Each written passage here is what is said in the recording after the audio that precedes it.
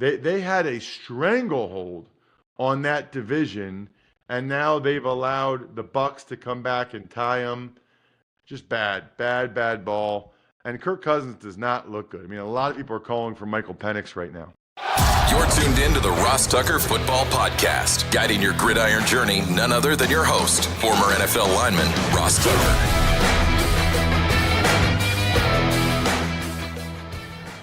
Oh, yeah, it is.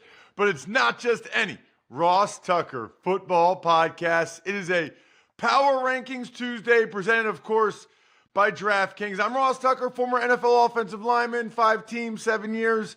Most of you know that. Those of you that check us out, youtube.com/Ross Tucker NFL or on the DK Network, you can see I am back home, thankfully, for a day till I fly to Detroit tomorrow for Lions-Packers Thursday night for Westwood One. But I am in my house for a day, or at least my detached garage, where I've got my office studio set up here.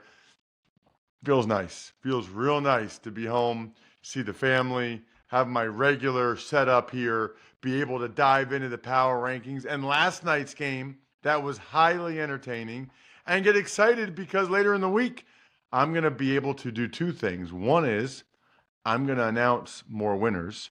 Those of you that spread the word via social media, we're looking, we see it at Ross Tucker Pod, any comment or repost or whatever, or you take advantage of any of our sponsors. We've got a lot of good ones.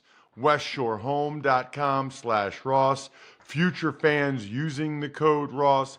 The Game Time app is a terrific Christmas gift. If you follow me on social media, you can see I got a code for you, Tucker, over at MacWeldon.com. We got all kinds of stuff going on these days. YouTube shout out. Love doing those videos for you as well. YouTube.com/Ross Tucker NFL. It's Big Show time.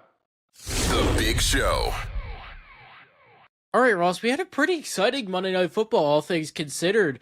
The Broncos, Bo Nix, he had a pretty solid game against Jameis Winston, the Browns, who had a pretty stereotypical Jameis Winston game, 41-32.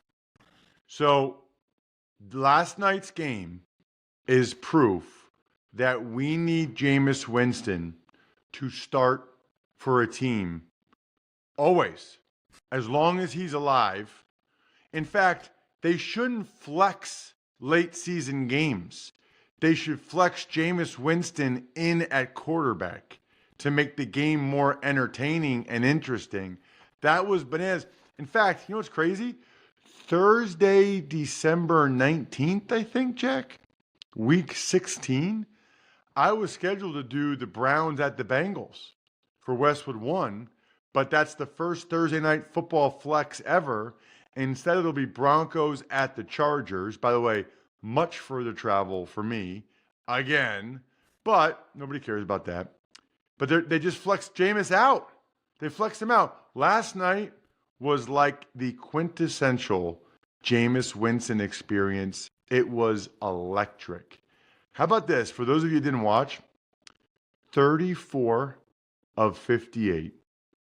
Career and franchise record, 497 yards, 4 touchdowns. It was incredible. However, he also did have 3 interceptions, and 2 of them were pick sixes. So he giveth and he taketh away. Nick Bonito had 1, Jaquan McMillan had the other. But man, I mean, it's just fun to watch. It's entertaining. It's a compelling product. The NFL should make a team always have Jameis Winston on their team. Meanwhile, for the other side, Bo Nix, I thought it was a real opportunity for him to take a huge step towards being Rookie of the Year, Offensive Rookie of the Year in the NFL. It really didn't do that for him, right? Like the Commanders had a huge game against the Titans. Jane Daniels played very well, got back on track. That was not the case for Bo Nix. 18 of 35, 294 yards, a touchdown, but he did also throw 2 picks. He didn't really run that much. Ultimately, I don't think people watched that and were like, oh yeah, that's the Offensive Rookie of the Year. I don't think it was a a step in the right direction for him. He was helped a lot in the second half of the game by Jaleel McLaughlin and the ability of the Broncos to run it. They needed to run it. They were able to run it with McLaughlin. How about the Jerry Jeudy revenge game, though? I mean, by the way, revenge after team takes you in the first round, like, don't make me laugh. But 9 catches, 235 yards. I've been saying, I did 2 Browns games this year, Jack, on TV. I've been saying, throw the ball to Jeudy more. You traded for him. He's good. He gets open. Give him the ball. They did. It worked. He had a huge game. Other than that, I guess in terms of big picture, not a great look for Denver's D that Jameis was able to carve them up like that. That surprised me. 552 yards of offense. And if it wasn't for Nick Bonito pressuring Winston the whole game, I don't really know what the Denver defense would have done. Very, very important, by the way, before we get to these rankings, if you know any children in your life between the ages of 3 and, 11, I have by far the best gift you should get them. So think about your nieces, your nephews, obviously your own kids, grandkids, whatever. How about giving them the gift of family time and the gift of a love of the greatest sport of all time for the rest of time, football. And it's only $49.99. It's futurefans.com/Ross. They've got a ridiculous Cyber Monday deal. Hopefully that's still going. 25% off, lowest price of the season, and it will be going back up. So take advantage of it. Futurefans.com/Ross. These guys are awesome. They're listeners of the show. They're lovers of football, and they've come up with the best gift for kids I've ever seen. Futurefans.com/Ross. Absolutely love the holiday season because it's a great time to get together with family and friends. Smirnoff is the world's #1 vodka, an official vodka partner of the NFL. This year, there's more opportunities to watch football and make delicious Smirnoff cocktails than ever before. We just had Thanksgiving and Black Friday. Now we'll have the Saturday games, the Christmas games, obviously Sundays. This holiday season, when you're enjoying the game and your cocktails, please make sure to drink responsibly. Take a minute, make a plan, never drive impaired. Smirnoff, we do game days. Please drink responsibly. Smirnoff number 21 vodka, distilled from grain, 40% alcohol by volume. The Smirnoff Company, New York, New York. Please do not share with anyone under legal drinking age. It's time for the all-important Power Rankings. The worst team in the history of the NFL is... All right, Ross, we're going to start our power rankings. 32nd, a stunner, New York Giants. Yeah, not a stunner at all. I know you're being facetious. Real word, look it up. And it just keeps getting worse for them because they put D lineman Dexter Lawrence and rookie tight end Theo Johnson both go on IR, season-ending IR, by the way. So the hit's just coming for what's been an incredibly disappointing season for the Giants. I know they don't want to look like the Jets. I know they want to show patience, but it feels like the team has to cooperate, right? Like the team has to show some reason to bring these guys back, and they're just not. They just don't, and they're not. 31st, Jacksonville Jaguars. So we're all waiting kind of the suspension for Azeez Al-Shire, the Texans linebacker, which we expect to come. I do give him credit for his apology on social media. You know, stuff happens. I did some things in games that probably were a little bit borderline too. Stuff happens when you're out there, but that doesn't mean you're necessarily trying to injure or hurt someone. I do think Rex Ryan made a really interesting point, Jack, when he said he doesn't think quarterbacks should slide like that. Because what's happening is when you slide, the thing that's highest is your head. You're like exposing your head for a guy, if they don't know you're sliding until the end or they come in. Whereas if you just kind of dove down near their feet, you're not going to get hit in the head. It's an interesting, really interesting discussion, actually. I'll give Rex Ryan credit for that one. I don't know that we'll see Trevor Lawrence again. I don't think we should. I think he should get the surgery on his shoulder, left shoulder, and start getting ready for next year. 30th, Las Vegas Raiders. The Raiders. Man, they've lost some games in ugly fashion this year, and the Chiefs one was like yet another game where it felt like the Raiders could have had it, and that might have been enough to have them win some games down the stretch and maybe get Antonio Pierce to keep the job. I don't know that he will. I don't know that he will keep the job with the way they're headed right now after they had given him a chance as the interim guy. 29th is the New York Jets. Jets, Jets. Jeff Ulbrich says Aaron Rodgers is their quarterback. They're going out there. They're trying to win games.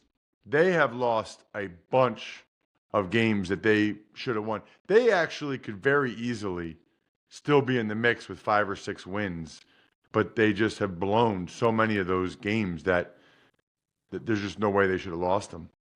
28th is the Tennessee Titans. Decent step back. I think last week they might have been my West Shore upgrade because they had played well. You know, Will Levis had played well 3 weeks in a row. You know, I thought the Titans were playing better. They had that big win over the Texans.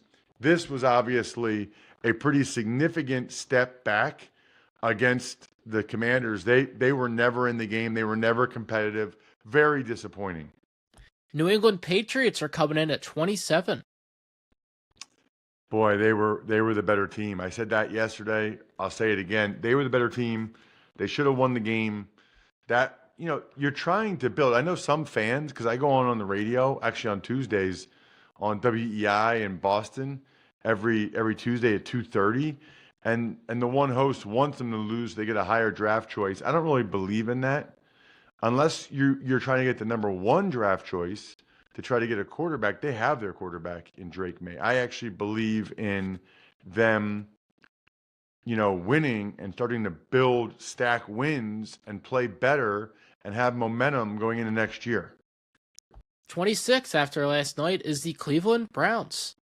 Not much else to say about the Browns, obviously, other than last night. You know, they're in a weird spot now because Jameis Winston's playing good football, entertaining football, giving them a chance to win. And I guess as long as he's doing that, you want to keep seeing what he what he has in case you want to bring him back next year. But I also think they should want to kind of see what Dorian Thompson-Robinson brings to the table too at some point. 25th, Dallas Cowboys. How about them Cowboys? It's back-to-back wins, right? Back-to-back division wins over the Commanders, over the Giants. Give them credit. You know, Mike McCarthy has those guys. They're still playing. They're still trying to win. And they're doing it with Cooper Rush. A couple wins with Cooper Rush. He's not a bad coach. 24th is the Chicago Bears. The Bears. So Thomas Brown, who did a nice job as the play caller that he got a couple weeks ago, man, he went quick from like quarterback coach to offensive coordinator to head coach. That's about the fastest transition I've ever seen. We'll see if it makes any difference whatsoever. Eberflus was a dead man walking, so the Bears actually did him a major, major favor by firing him. He knew there was no chance he was coming back next year anyway. After a couple big injuries, the San Francisco 49ers are 23rd. And it's just getting even worse. I mean, I don't know if you saw yesterday, Jack, Christian McCaffrey, Dr. Chow from sportsinjurycentral.com at ProFootballDoc on social media. They do the best job by far when it comes to injuries. He said after the injury to McCaffrey that he thought it was a PCL, which is like a 6-week injury. So that's not good. By the way, he said something similar about Dallas Goedert. I didn't get a chance to watch the whole clip. The tight end for the Eagles, that would really be a big loss for the Eagles. Really big loss. Goddard is a difference maker as a blocker and as a receiver. But anyway, the Niners, McCaffrey, he's out 6 weeks, and they put Jordan Mason. Jordan Mason got a high ankle sprain, the other running back. So it's Isaac Guerendo time. really, now this is the first time I felt like it's a lost season for the Niners. 22nd, New Orleans Saints. They're joining the injury brigade themselves. We're at that point in the year, and you'll hear me say this more and more, where guys are going on really season-ending IR. Not everybody, it's still only 4 weeks, but you'll see more and more teams place guys on IR because they want to be able to bring somebody up from the practice squad and, retain that guy's rights. If the guy has an injury that he's going to not be able to come back till the last game or whatever, a lot of the times these teams will just put him on IR. Taysom Hill, I think he's 35 or about to be 35. Doesn't play like it at all. Done for this season with a torn ACL. Really, really feel bad for him. He was having a terrific year. He's had an unbelievable career. You guys know how I feel. Everybody, I guess, knows since I went viral last year. Everybody knows how I feel about Taysom Hill. 21st is the Cincinnati Bengals. I don't even know what to say about them anymore. They're like the Jameis Winston of teams. Highly entertaining, very competitive games. They just ultimately, unlike Winston, seem like the Bengals almost always come up short. 20th is the Carolina Panthers. Imagine a month ago having the Panthers ranked ahead of teams like the Niners, Bengals, Bears, Cowboys. Are you kidding me? But they've earned it. I know they lost the last 2 games, but they very easily could have won those last 2 games. The Eagles better come to play Sunday because the Panthers, they're playing with some confidence right now.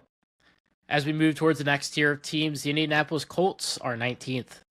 Hard to overstate the importance of that win for the Colts. They needed that one desperately. It's especially important when you win games when you're not even the better team, right? That at least keeps them in the mix. The problem for them is the Broncos keep winning. And so the Colts really aren't making up any ground, and the Texans won. So the Colts are like that one team, I guess, with the Dolphins that are trying to stay in the mix, but they're still 2 games back of both the Texans and the Broncos division, and for wild card, they just got to keep winning. 18th, Atlanta Falcons. And falling fast. What is that, 3 straight losses in kind of disgusting fashion? They had a stranglehold on that division, and now they've allowed the Bucs to come back and tie them. The Saints are probably not in it, but just bad ball. And Kirk Cousins does not look good. I mean, a lot of people are calling for Michael Penix right now. Next up at 17 is the LA Rams. It's weird because, Jack, you and I were talking before the show. The LA Rams are my West Shore upgrade of the week. My biggest upgrade this week is the LA Rams. Upgrade your bathroom like we did a couple years ago, or entry doors. We just did 3 of them. Not only, by the way, do they look great, they just feel great. Like you can tell they're like nice brand new doors. They just open and close perfectly. You actually don't realize the difference from an old door to a new door until you get a new door. Get free installation plus 18 months, no interest, no payments when you visit westshorehome.com/Ross. westshorehome.com/Ross. At this point, there aren't that many teams making big upgrades. I mean, the top teams are staying at the top. The bad teams are staying at the bottom. So the Rams winning a game against the Saints, I put them above 4 or 5 bad teams that lost. So the Rams are my biggest upgrade this week, but not all that impressive, to be honest with you. 16th at the halfway mark is the Bucs. And they're right back in this thing, really in large part thanks to the Falcons. I mean, right now, and the Bucs have won 2 in a row. They're getting healthier. Right now, you'd have to say the Bucs are the favorite to win the NFC South. 15th, Miami Dolphins. Miami Dolphins. Miami Dolphins. Miami Dolphins can't play in the cold. They just can't. And they had a chance to change the narrative. They did the exact opposite. Now there's leaks coming out that they're blaming Mike McDaniel because Mike McDaniel looked cold. Are you guys serious right now? This is the same group, by the way, that Vic Fangio was too mean to them. Vic Fangio was too hard on them, too tough on them. Wow. 14th, Houston Texans. Texans have a bye. This is the last week of byes, actually. There are several teams that have byes this week, including the Texans. Boy, it was huge for them to get that win going into the bye. Give them a little bit of breathing room. They still have 2 games up on the Colts, and now they can get it right. They played in the Hall of Fame game. That's a long stretch for those dudes. 13th, Arizona Cardinals. You know, they're on a bad run here now. They were sitting pretty in the NFC West. Now they've lost 2 in a row. One was head-to-head to Seattle, which is a killer. But then the Vikings game, they were absolutely the better team. They should have won the game. But there are certain teams, like this year, the Vikings and others, that find a way to win those games. Chiefs, Lions, Eagles, Bills, Steelers. And then there's other teams that just don't. 12th, Seattle Seahawks. I think I might have thought, nah. I certainly thought the Seahawks would be 3rd or 4th. I might have had Seahawks dead last in division coming into the year. I can't remember. We have to go back to the shows before the season started. But I was not expecting a lot from the Seahawks this year, and now they got a great chance to win the division. They're only up a game, but they just beat the Cardinals in that head-to-head. I don't know if those teams played against each other again or not. 11th is the Washington Commanders. That was a big win. Moved them up 2 more spots. They were reeling. They had lost 3 in a row. Now it's like, okay, they got to win going into their bye. They're 8-5. They're in very solid playoff positioning right now, very solid. And so that was much needed because it wasn't just a win. They put a bunch of points up and looked good. 10th after last night is the Denver Broncos. So the Broncos, they just keep winning. I mean, can you imagine if I can't believe how many teams find a way to blow those games against the Chiefs like the Broncos did with the blocked field goal. But they've still won 3 in a row. That would be a lot in a row they would have won if that hadn't happened against the Chiefs. 9th is the LA Chargers. San Diego Superchargers. San Diego Chargers. Go. Chargers. Go. So, Chargers, that was a gutsy win. Monday night loss, horrible. You got to come all the way to the East Coast. 10 o'clock body clock game. You get outplayed, but you make the plays on the defensive side of the ball. And Ladd McConkey, who might be banged up, by the way, Ladd McConkey makes enough plays for you to get the win. 8th is the Baltimore Ravens. They're tough to figure. I mean, they're 8-5. They're probably not going to win that division. They're going into their bye this week. But they're going to have a long road to go in the playoffs. They are good enough to do it in the playoffs, but I don't picture them winning 3 road playoff games in a row. Are they capable? Yeah, but that's just a tough road to hoe. 7th, Green Bay Packers. Packers are playing really well right now. You know, there was a point in the stretch where I felt like they weren't. You know, they were 6-3, but I didn't think they were that great. Well, now they've won 3 in a row. They're 9-3, and they're setting up. Jack, this has got to be one of the best Thursday night games we've ever had. And I'll be on the call with Ian Eagle Thursday night on the radio. Check it out if you're driving around. Or, by the way, you can stream every Westwood One game now. You can listen to us if you don't want to listen to the Amazon broadcast. I am so fired up. I mean, a huge game for both those teams. 6th is the Pittsburgh Steelers. I said it yesterday. I'll say it again. If Russell Wilson can play like that consistently, they are a legitimate threat. Although I'm a little bit surprised their defense played as poorly as it did against the Bengals. That was not good. 5th is the Minnesota Vikings. The Minnesota Vikings. So kudos to the Vikings. They have an unbelievable ability this year to win a lot of those close games that they shouldn't. I mean, Jack, They're 10-2. They've won 5 in a row, 10-2. But that division, that's as good of a division. I can't ever remember this late in the season having an 11-1, 10-2, and 9-3 team all in the same division. That's nuts. Fourth, Kansas City Chiefs. I don't know what to do with them. They don't look that good. They're not playing that well. They have the best record in football. They're 11-1. They're the Chiefs. They've won back-to-back Super Bowls. But I do think it's very critical they get that number one. The way they've played this year, I don't think they want to be playing 3 playoff games, including having to go to Buffalo in an AFC Championship game. I know they did it last year, but they don't want that again. Third, speaking of which, Buffalo Bills. So I guess I feel like the 3 best teams right now, obviously I do power rankings and I'm ranking it based on what I think the best teams are, but I feel like these 3 teams are clearly the best 3 right now. And it starts with the Bills in the AFC. I mean, they've won 7 in a row.